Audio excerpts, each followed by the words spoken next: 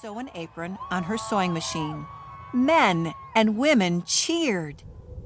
But the next morning, blizzard! Nell and Alice dug into their trunk of useful things. They put on their raincoats and their rubber hats and drove through howling wind and swirling snow to Baltimore, where they arrived in time to be the guest of honor at a very fancy party. The trunk held a few useful things for parties, too. The next day, when they stopped for gas, a crowd of men clustered around the little yellow car. Alice hopped up on the seat to give her speech. But no one listened. So she told them all about the car instead. "Votes for women," the men said, and waved as Nell and Alice drove away.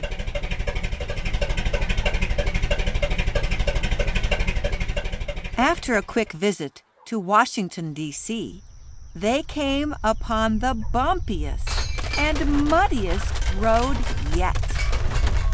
The little yellow car went bump and squelch and finally got stuck. As the car sank, Nell and Alice jumped into the icy stream. They cranked and cranked and cranked the engine, but it wouldn't start. "Votes for women," Nell reminded Alice cheeringly. Alice grumbled. "And good roads."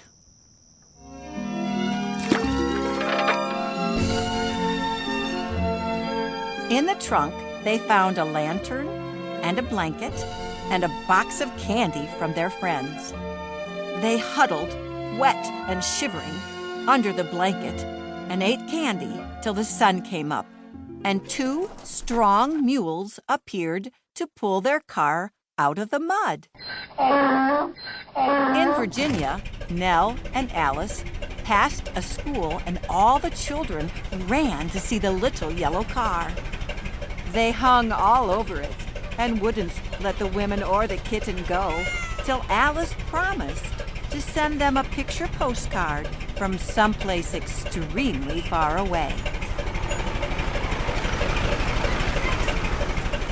They drove into North Carolina, passing fields of singing birds and butterflies and goldenrod, and nearly fell into a hole where a bridge used to be. Next came deep puddles, sticky clay, and thick, wet sand. In South Carolina, a whole town turned out and treated them to an all-yellow lunch.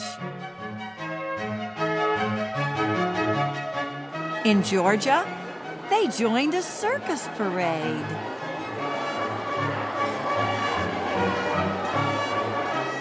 In Alabama, the 2 travelers sipped tea and nibbled on stuffed dates. Everywhere they met crowds. Everywhere, Nell and Alice told them, "V for W."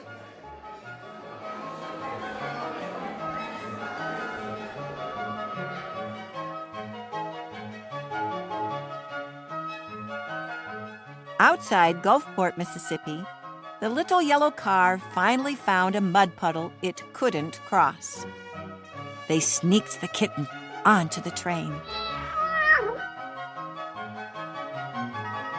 and smuggled it into a fine hotel in New Orleans. Then the little car arrived, and they were on their way. They dodged bullets by the Rio Grande.